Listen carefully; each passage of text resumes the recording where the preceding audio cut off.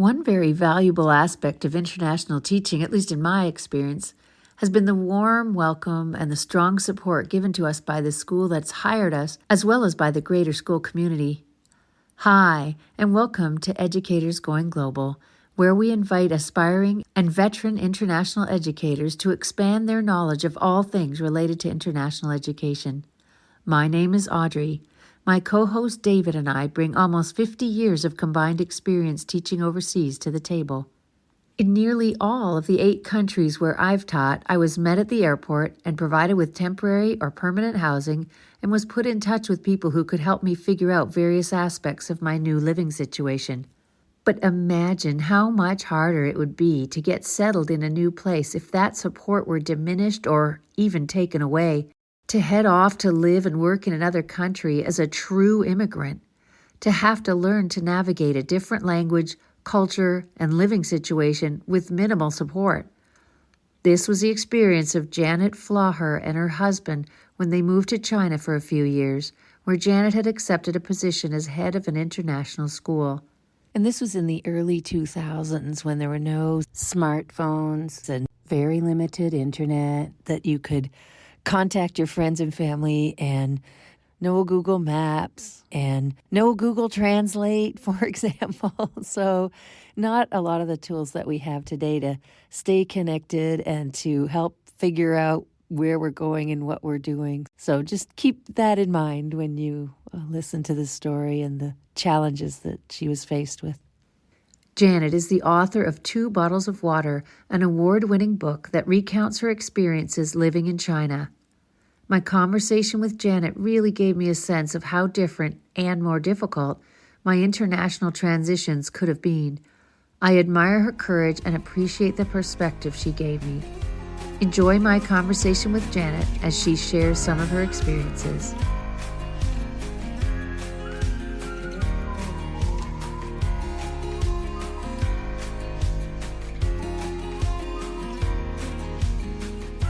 Well, hi, Janet, and welcome to Educators Going Global. It's great to see you today. Morning. Thank you for having me.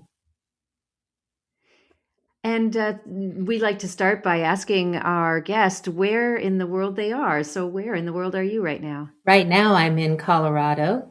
I live here and I am retired and I'm a writer.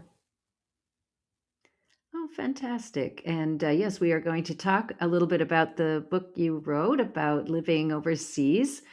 But for the moment, I'm wondering if you have a going global story to share with us. I do, actually. You know, when we go to new places, we always have a preconceived notion what that's going to be like and what the people are like, etc.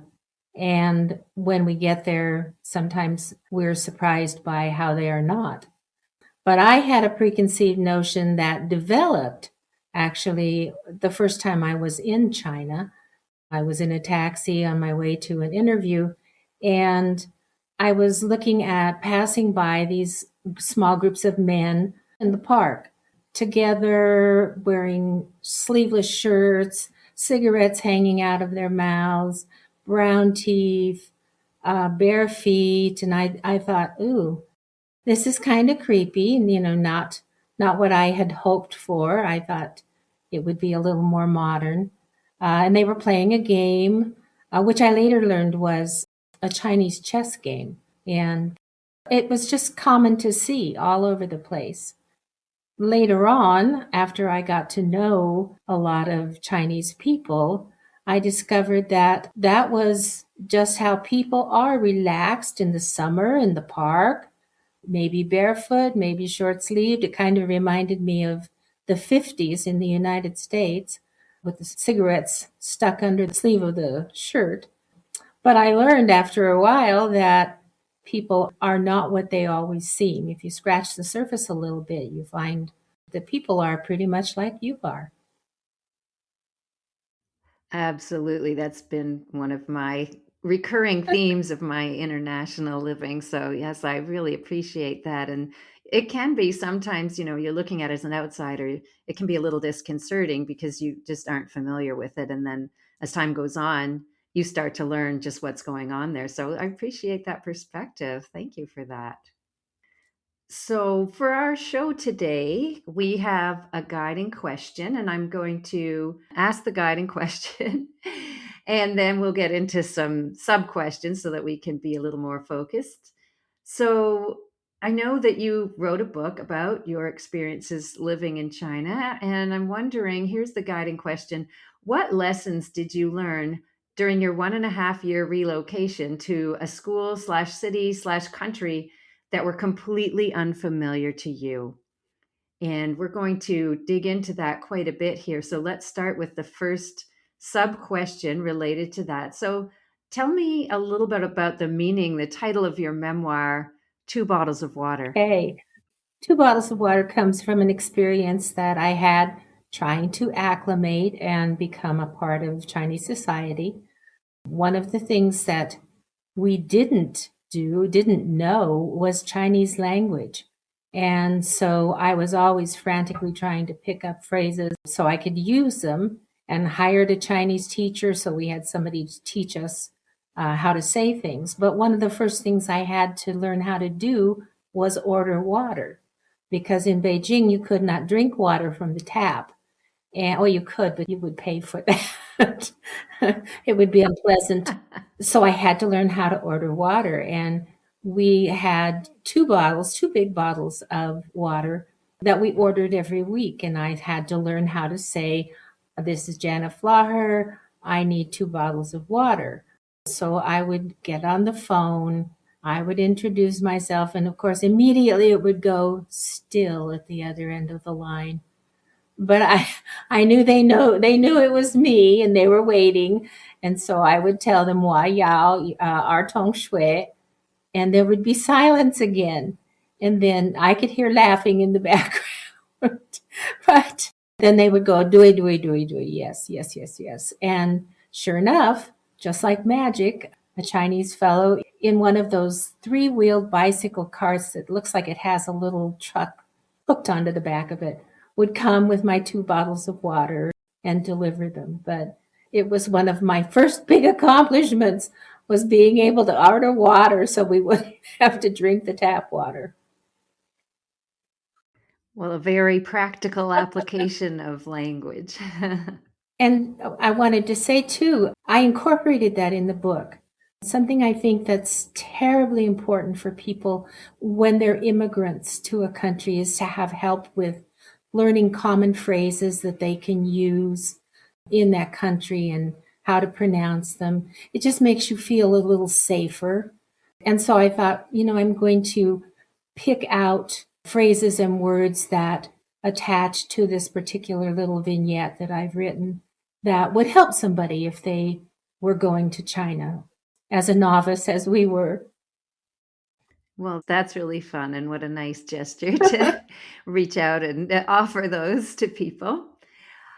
And I'm with you. I landed in Ethiopia and didn't speak any of the language, and immediately got into conversation with he was called a Zabanya. He was a guard at our little house that we were living at, the school had rented for us. And so I'm with you that it really is important to be able to communicate a little bit. And people really appreciate when you make the effort. They might laugh about it. And at the same time, they really do appreciate when you try. So good for you. I think it helps So people your book, open up, don't you?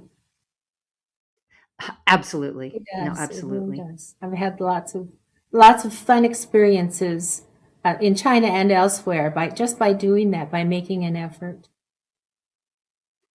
No, it's true. And it's sort of an acknowledgement that you're in their country. And, sometimes people, I'm sorry to say, travel and get angry with people because their English isn't better. But what did you expect?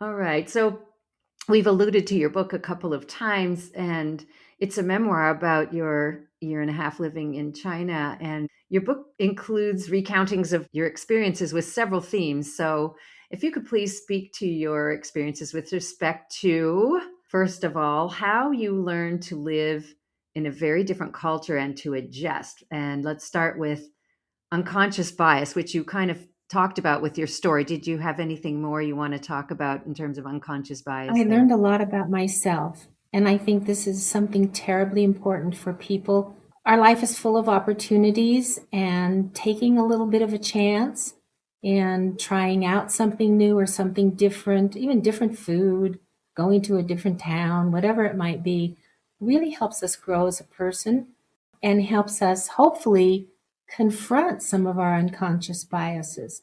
I still have one about China. I know it's there, but I had to deal with it. I'm a gardener, and I would like to spend 90% of my time out in my garden, planting things and weeding and doing all those things. And I lived at the very corner of a complex. Our apartment had two sides that we looked out on, and we had a very large yard area and areas where I could have planted things and gardened. And do you know, I was terrified to do that. Now that is ridiculous. I was not going to put my hands in foreign soil. And I think that is Well, such a strange reaction. It wasn't American. It wasn't safe. What would happen? I laugh at myself now. I think what an idiot you were. You could have had some really pretty gardens. But nope, I was afraid. And it was an irrational fear. yeah, I mean, it's something that people need to face that things will be different. And yet, the people that live there, to them, it's totally normal. And it's just kind of reframing things for yourself. But I can understand the hesitation. I'm curious, you alluded to food. What's the most interesting food you tried while you were there? I think the Chinese long beans were intriguing. We had so much fun buying beans that were like a yard long and then chopping them up so we could eat them. We had, I liked Nice. that. We had funny experiences with food. My husband was not quite as gung ho as I was about being in China, but we had gone to a resort with some teachers, and they had their kids along, and the people at the resort had made lunch, and one of the things that we had for lunch was a chicken stew, and my husband went to spoon some out of the pot, and the head of the chicken Oh my goodness. came to the top, and Yum. he just put the ladle down and went and sat down because he was mortified. He couldn't stand the very thought. The chicken stew was good. I obviously didn't eat the head, but the children that were there fished out the feet and just absolutely loved them. And I chuckled. I thought how narrow we are in our grasp of things that we see as edible. Yeah, it's true. It's amazing the things that people in some different cultures are able to eat and enjoy eating and think of as a delicacy, Exactly. So, And I should have known better. My grandfather came from Italy, and he had all manner of things that we ate that were quite different than what we would normally eat in the US. well, so now let's move to another theme of culture shock. Yes, I think it's normal to experience it. And I think people who are going to another country need to be aware of that they may indeed experience culture shock. It's nothing to be ashamed of. It's not abnormal. You're isolated from what you're used to. You're in possibly a situation where you don't speak a language or don't speak it well. You don't know a lot of people. The environment is different. The customs are different. And it's a lot to take in and try and live with. And so I always think to myself, the best thing to do in that situation is to take baby steps. Try something a little bit different. Go somewhere with a friend so you have a buddy that will help if you get into a sticky situation. Remember to follow the rules, find out what the rules are so that you can do that. That will make your time a lot more pleasant. If you need to learn a language, get yourself a language coach. Start learning phrases. Get help from the people you work with. All those things start to help you expand your knowledge, feel a little bit more of an expert and not quite so frightened, and then you can take off and bite off a little bit more and do a little more each time. But yes, it can be terribly. I think it can almost be debilitating. I know for a while my husband didn't even want to go out anywhere. But even doing something like taking a little walk around your neighborhood, seeing the people that are there, those help you start to feel comfortable in your setting. Yeah, I found that you can even talk to people, quote unquote, talk to people, even if you don't know the language. And people generally, I've found, are, willing to give it a try and, speak in body language and sign language and enjoy meeting people and reaching out. And yeah, that's one of the joys I have too, is just, like you say, get around the neighborhood. Absolutely. I had an experience. We used to like to go to the markets. Marketplaces are fun to go to. People are interested in you because they want you to buy things, of course. And so it's a great opportunity to interact with people. And there was one market that we went to that we bought nuts from this lady. And I don't know why she and I connected, but we did. And pretty soon we were busy teaching each other English and Chinese. And I never had as many nuts in my home as I did that year. We bought nuts every week, and they were just overflowing from bowls. I didn't care. It was such a wonderful opportunity to talk with somebody and learn. So that was great. Oh, that's awesome that you connected. Yeah, I know what you mean. It's just, it's on a different level than language, Yeah. isn't it? So it sounds like you did make some efforts to reach out. And at the same time, as you mentioned in your book, it's pretty common to feel isolated in a country where you don't know the culture, you don't speak the language, you don't know anybody.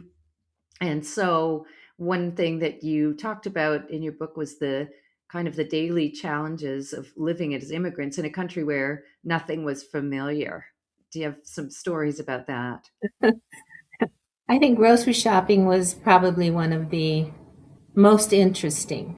We had a little market down the street from us. You could walk there. It was probably a mile and a half, or you could take a taxi. Taxis were everywhere, but I would go. And I remember the first time I went, one of the things I wanted was lettuce. I wanted to make an iceberg lettuce salad. I could find nothing. So I learned the word for lettuce, and I went back the next time and I asked the greengrocer for lettuce, which is really an English variation of lettuce. But of course, there was writing on the packaging, but of course it was written in Chinese, so it was beyond my knowledge. But I asked him for lettuce, and he didn't have any. But the next time I came, he told me he was going to get some for me. And sure enough, the next time I went there, he saw me. How could he not notice me? Because I looked real different. I looked real foreign. And he called me over to his shop and he showed me he had heads of lettuce. I bought all three that he had. I was ecstatic and it was wonderful. Yay! And every week then he would see me and he would motion me over and he would have lettuce for me to buy, which I thought was fabulous. The other thing that I noticed was I could recognize some meats just by the look of them. But I came home one day with something that was definitely not beef.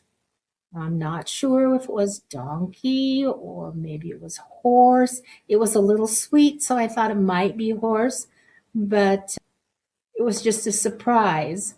And in that same package of groceries that I brought home, I had bought a quart of milk, and it was actually a quart of yogurt, but I had no way of knowing that.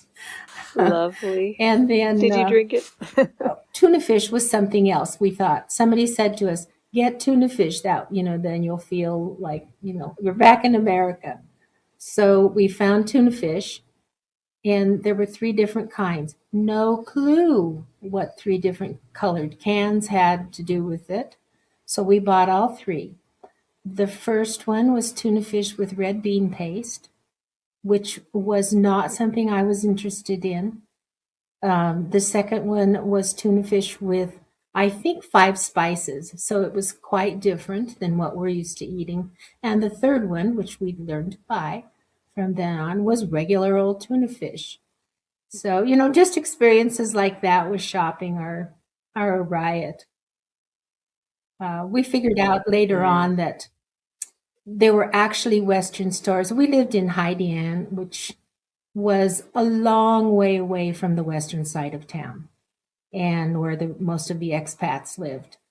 And so we were pretty limited, but if you were willing to take an hour drive in the taxi, you could go to a market called Puer Samata or Jenny Lou's, which was a smaller market that catered to Westerners. And so you actually could get some Western foods, which was also nice once we learned how to do that. Puer Samata, which I think would translate to Price Mart if you were speaking English, was actually fascinating because it had all kinds of Chinese things. In Puer Samata, we discovered in the back section they catered to Westerners with a lot of Western foods, packaged foods. There was nothing fresh, but we could find things that we could use. That it was fun and exciting to find. And again, in terms of feeling isolated, when you see things like that are a little bit normal in your mind, it does make you feel better and it helps you deal with that culture shock, something that feels like home. In fact, we hosted the teaching staff at our apartment for Thanksgiving for just a brunch. And one of the things that we could not get was pumpkin. And so we happened to be out going to see the Ming tombs, and we passed some markets along the road, just people on the street, and I saw these fruits that looked like squashes, and they were a little bit orange. So I bought a couple of them and discovered that indeed they were some kind of squash, not a pumpkin, but we got more and we made little pumpkin tarts for all of our staff, which they loved. And especially the Americans who were so far away from their homes recognized pumpkin pie. So that was a fun thing to do. It's often those little connections to home that are fun and sort of recreating your bit of Americana wherever you are. You touched on isolation. I'm wondering if there's anything more you want to say about that. Something that we learned pretty quickly as we wandered about in Beijing was that you could buy phone cards. The phones that we had at the time were pretty much landlines. Cell phones were starting to come on board, but the cell phone I was given by my school was about the size of a brick. It was enormous, and it didn't do anything like a program or anything like that. You could type in a phone number and you could get someone, but there were no phone books. So if you didn't know somebody's phone number, you were out of luck. We're so lucky now with cell phones because you just program numbers in. But we found these phone cards, and they were very inexpensive. And you could use your phone, put in the number on the card, and call the number that you wanted in the United States, and you would have however many minutes to talk. And that was marvelous. So if you were feeling homesick, you could plan to call mom and dad or your kids every week at a certain time, or even every day if you wanted to, I suppose, so that you could hear those familiar voices and know that the world was still going on, even without you. But that was helpful for us. That helped to eliminate some isolation. Right. And of course, these days, it's like you said, it's much easier now that, you've got all the social media and it's by and large, it's free to connect with people all around the world. So probably that's a bit less of an issue. And at the same time, I'm sure that people going new to a place, particularly if they don't speak the language and they aren't in an area where there are other foreigners, are going to experience some of that isolation. So I think it is important, like you say, to stay in touch with the folks back home. Absolutely. Hmm. So, one thing that you alluded to earlier too was about not speaking the language and how you were sort of learning it on the fly. What else would you like to talk about in terms of learning the language? And it is, like you said, Chinese is a difficult language with the tones. Difficult language, although I will tell you that structurally, I happen to be a language teacher.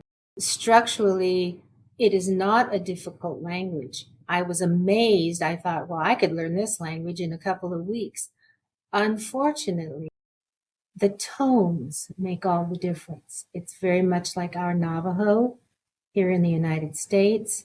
I didn't know that. Yes, there are 4 basic tones, and if you don't use them correctly, you come off with a terrible accent, or you completely butcher the word so nobody has the slightest idea what you're saying. So that was the challenge, really, was the tones. The structure is easy. Yeah, I remember now. This could ring a bell with you, or maybe I'm misremembering, but it seems to me that there is a word that means father-in-law and also donkey and also something else that's maybe even a little bit worse. Does that ring a bell at all? That rings a bell in Navajo.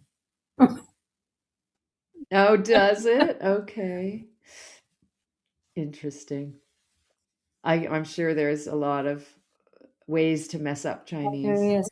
Was it were you learning Yes, Mandarin? Mandarin. Okay. Yeah. I know when I visited friends there, if you were staying in a hotel or at the friend's house, they'd have a little card with their directions in Chinese to get back, because if you ventured out in a cab, that was the thing. You could maybe get to where you wanted to go, but getting back home, We wow. memorized our address. We were able to, that was one of the first things, Good for to tell you. our cab drivers where Yeah. we wanted to go home to. Nice. But when I first arrived, the Chinese teacher that we had for the lower grades was quitting. She was leaving, and I needed to hire a new teacher. And people had applied, and I picked some to interview. And this one woman that I interviewed, her English was impeccable, and she did a very fine job. As the interview team worked with her in talking to them about how she would teach Chinese to lower grade students. And I thought she was so marvelous. I asked her, we hired her, and she did a fine job, but we also asked if I could hire her privately to teach my husband and I Chinese. And she was a wonderful teacher. She was relentless. She would never let you off the hook. So she would take us to different places where we had to encounter different people and talk about what was going on and talk with people and talk about the setting and everything we were seeing. And her name was Star. We adored Star. She was absolutely wonderful. One day she took us on the Qingwei, which is the light rail, and we were going to the downtown. And so we were on there for a long time, and we were learning all the words, Qingwei and Fapiao ticket. In fact, I was so tired by the time we finished that little trip. We were coming back on the Qingwei, and she was asking me something else and wanted me to respond to something else. And I just looked at her and said, Star, I can't say another word in Chinese. My head will explode right now. It will explode all over the people on this Qingwei. I can't do it. Yeah. And she went, oh, that's okay. That's okay. We'll stop. We'll stop. And so within 10 minutes, she started right up again. She was not going to let me off the hook. And it was okay. I mean, it was part wanting to please her, but also a lot just wanting to be able to function. She was, like I said, she was just relentless. Yeah. Oh, wow. Well, that'll kind of force you to step up, It I guess. does. And if she was, it sounds like she was kind. And Oh, she so, was you know, you did it because you liked her type of she thing. So was there's she that. was absolutely wonderful. We became great friends. Yeah, that's And nice. my teachers were great. They were always, I would make it a habit to go and have lunch with the teachers at different times that the groups were there. And I would, challenge them, speak Chinese to me if you can, because I'm trying real hard to learn. Hmm. And they were wonderful about helping along with that. Even my head custodian, whose name was Mr. Shin Shifu, sometimes in the mornings he would come into my office with two sweet potatoes, tudo, and he would give me one and he would have one and he would sit at the front side of my desk and I would sit in the back and we would eat our sweet potatoes together and he would teach me Chinese words, which I thought was fabulous. So if you ask and if you are interested, you're absolutely right. People step out and make an effort. Yep, one of the first things I learned to say in Spanish was, "I'm sorry, I don't speak very good Spanish." And then that would be that would open the door to them empathizing instead of saying, "Oh, she doesn't speak," it would turn the tone of the conversation towards they wanted to help me. So, yes. So one thing you talked about at the beginning, how you as an outsider were kind of viewing the Chinese and you were a little uncomfortable, maybe even suspicious that things were quite different from what you had expected. But one theme of your book is how the Chinese view outsiders and maybe what Americans can learn from them. So tell us a bit more about that. Chinese people in Beijing, and I talk about this in Two Bottles of Water, are guarded, not hostile, but definitely guarded, perhaps a little suspicious. And maybe that was just of Americans or maybe it was of Westerners. But because of that, there's a little bit more of a wall trying to get past to get to know people. And I understand that guardedness. I think that they had to be on guard a lot in the past because of their own government and how their own government interacted with them and what their historical. So such an interesting topic because one thing I've learned as well about traveling and living overseas, for one thing, people are more similar than they are different. And, I love having that conversation with someone from a, remote village in Vietnam or whatever. And we often come to agreement on a lot of kind of core value type of things. And then also how they view outsiders. So again, like Vietnam, in America, it's called the Vietnam War. And, the Viet Cong are considered to be terrible and Ho Chi Minh and all that. And when we went there, our guide kept referring to the War of American Aggression and Ho Chi Minh, the hero. And it was just so refreshing to hear, gee, there's another side to that story. Go figure, kind of thing. So, Absolutely. yeah, I'm right with you that we have to remember that, they have their view of us as well. We're not the be all end all of the It's world. true. And I think as we entered China at the time that we did, it was still not very open as a country to foreigners. And so naturally, you look on these people who are coming in as a little bit suspicious and you're guarded. I think something we learned while we were in China was how powerful the government was in terms of everyday people. And people were also very careful about what they said to you, what questions they asked you, how close they got to you. And that's just because of their own experience. So doesn't necessarily have anything to do with you, but we are all looking at others through our own lens. And it really colors what we think. So we had that experience. I did have one cabbie yell at me because he wanted to know if I was Megworan, if I was an American, and I said yes, and he stopped the cab and turned around and yelled at me, "George Bush, boo-how, boo-how." And I thought, oh my God, this man's probably going to murder me and throw me in a ditch. But of course that didn't happen. Very What is bad. boo-how? Very bad. Okay. One thing you had mentioned was that Americans can learn something from the Chinese. What were you alluding to there? I think I learned a lot from the Chinese people. And I think I talk about it a little bit in Two Bottles of Water. I think I've learned this every time I've gone to another country. But living in another country was even a larger experience with this, and that is that people are pretty much the same everywhere. Everybody wants what's best for their family, what's best for their kids. They want food on the table, they want clothes on their back, they want shelter, and they want safety. I think something that I have learned not only from the Chinese, but certainly because I was there for a long period of time and living within the culture, is that people are people everywhere. Our differences are minimal if you really scratch below the surface. Everybody wants things to go well for their family. They want their kids to do well. They want to be successful.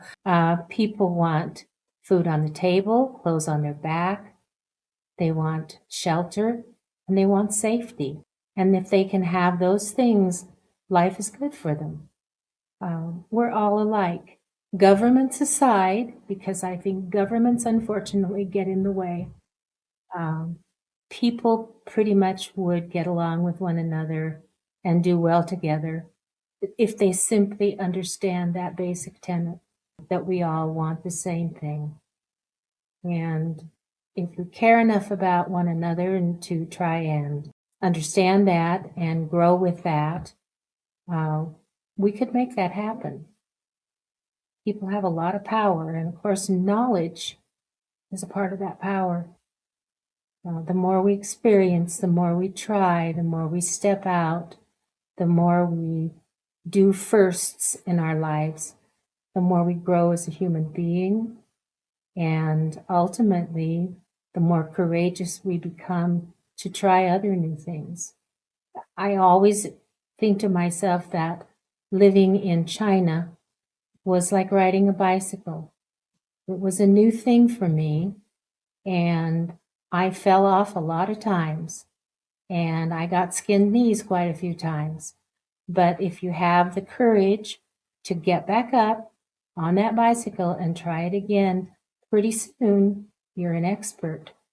And you can do that thing and be a part of that. And I think that was something that I learned from living in China, from the Chinese people. Keep trying, don't give up, keep trying. Oh, that's a great life lesson in a lot of domains.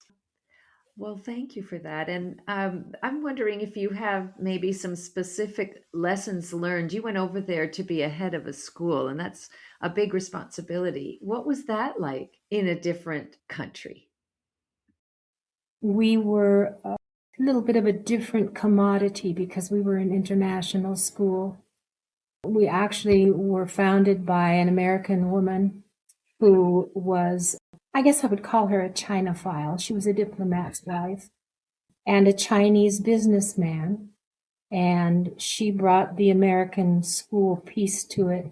But he brought the lovely idea of if you're living in this country, you ought to try and learn the language, which I thought was fabulous. So we did teach Chinese in the classrooms as well as teaching in English, but we were kind of different than everybody else. Everybody else obviously had to deal pretty directly with the government. We kind of had a bit of a buffer, so that was helpful. But administering a school is pretty much administering a school. It doesn't matter where you are. In my opinion, children need to learn, children need to be cared about, staff need to be listened to, staff need to be supported. I mean, all those kinds of mechanical things are pretty much the same. Being in China just brings a little nuance to it, if you will. We were there during the SARS epidemic, and my Rotary sent us thermometers, the new kind. They were new kind for us. They were the kinds you touched on your forehead. And they sent us masks. And the Haidian local government got them when they came to the post office. And they had no intention of giving them to us without charging us a huge fee and tariff for them. And I couldn't believe it, but we went and had lunch with them, and I had to drink the most terrible whiskey I have ever tasted in my entire life. But we were able to negotiate that if we gave them a quarter of the goods, that we could have all the rest for no charge. And I can remember how incensed I was about that, but you had to do that. What could you do? You needed those things for your parents and your kids and your staff. So there we were. It sounds like some pretty slick negotiating that went on. It was fun. It was fun. But yeah, I think again it goes back to people are people everywhere. And if you remember all the good things you have learned in your life about how we manage organizations and how we supervise people and how we let people know how valuable they are, you can make those things go well. And I'm still in touch with a lot of my old teachers and some of the children still. So I know that we made a difference in what we were doing in that school. Yeah, that's wonderful. And the advice from Stephen Covey, seek first to understand, then to be understood. Yeah. And do you have other lessons learned Taking from students all over the world. And then you talked about your new perspectives on immigration, identity, and belonging. I have taken students all over the world, first as a teacher, even as an administrator. I am a teacher underneath it all. I just strongly believe that every time we try a new thing, it helps us grow immeasurably. And I've had that kind of feedback from kids who say, "Oh my gosh, Mrs. Flaugher, do you remember when we went to St. Peter's in Chains and we got to see the Moses?" And I chuckle because I think to myself, yes, what I remember is you sat on the steps and said you were not going to pay to go in to see the statue because you had bought a slide. And I said to you, I will pay your entry to go see the Moses because your parents sent you all the way over here to a foreign country where you can learn all kinds of things and you're not going to sit on the steps and not participate. So, I just believe so strongly that kids can do that. And I have kids that come back to me and say, "Oh, I remember what a wonderful time I had. And that was the first time I ever went out of this state." And those kids go on and it's like a pebble in a pool. They go on and share those experiences with others and help others grow. So for me, that experiential education is something that I think is extremely important. At our school in China, in Beijing, we had a spring trip and a fall trip for the upper grades and the lower grades. They went for a week. And the one I found the most, well, there were two I found really exciting. One was going to the Panda Reserve and meeting Dr. Pan. And that was with lower school kids. And it was an incredible journey. And I got to practice a lot of Chinese there. So I loved that as well. The other one was I had a teacher's husband who had an NGO in Mongolia, and he wanted to take the children to Mongolia from his wife's class, the second, third grade class that she had. So we packed all the kids up and went to Mongolia. And fabulous learning experience for everyone, not just for the kids, for us. So yeah, I just think it makes you courageous and willing to try other new things. And every time you fall off that bicycle, you're less and less afraid to get back on and keep going.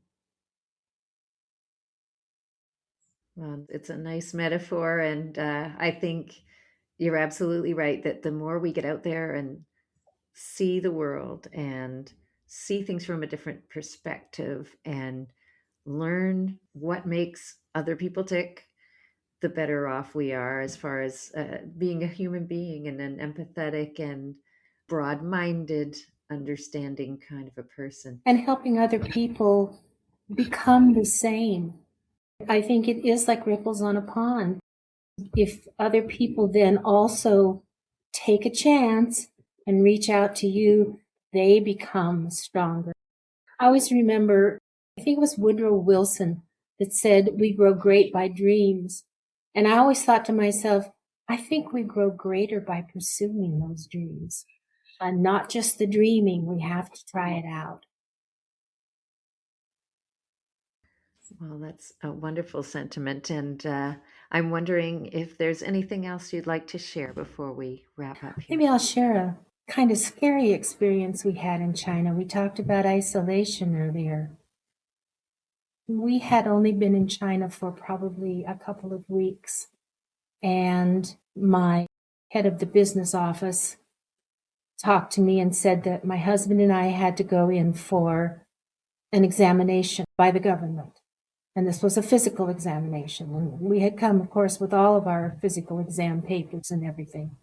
So we went, okay, and we took a cab and we went to this intimidating building and went inside, and lo and behold, not a single person there spoke English. And we had been there a week. We could do ni hao. But so we went inside and they took us up to these rooms. They separated us. I was put in a room. I was told to undress and wear a garment. And then people started coming in and doing different things. And this woman came in and tried to give me a shot. And I thought, what in the world? Oh my goodness. And she did, before I could even do anything about it. And then she came back and she had vials and she was going to take blood. And I just went, no, I'm not doing that. No. I just got down off the table and got dressed and found my husband and said, we're not doing that. When we got to school on Monday, I said to the business chair, I said, no, we did not complete that. I had absolutely no idea what was going on. Somebody gave me a shot. I have no idea what was in it. If you want to send an interpreter with us, perhaps we could do something like that. But that was terrifying. I can imagine. Did you ever find out what was Never going did. on? I'm not real sure.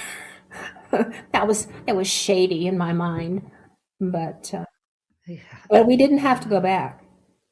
So he did Amazing. something to make that not have to happen. But that was a scary experience.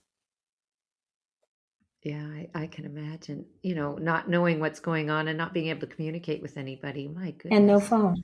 And you'd feel very vulnerable in that Oh, yeah. situation too. Without your clothes. Well, exactly. That's what they do in prison to intimidate people. It works. Yeah. Thank you for sharing that story. Well, thank you so much for taking the time, Janet. It was nice to meet you and hear about your experiences in China. And hopefully some of our listeners will look for your book. Would you like to share with us maybe how people could follow you? Do you have a website or a LinkedIn profile or something? Yes, thank you. I appreciate being here with you. I'd love to talk to you more about your experiences. But yes, I have a website. It's jtailspinner, and that's TALE.com. And I also am on Facebook. You can follow me on Facebook. I would love people to see my website and communicate with me. I will answer your emails if you do so, or answer you on Facebook if you do so. Happy to share experiences or talk more. My book is available, Two Bottles of Water, at Barnes & Noble. It's also available on Amazon. And you can also purchase it on my website. And if you want to, you could even get on my website and purchase it directly there, and I will send you a signed copy. So, Well, that's wonderful. Thank you very much. I appreciate that. And hopefully you'll hear from some of our listeners thank soon. you so much. It was good to talk with you.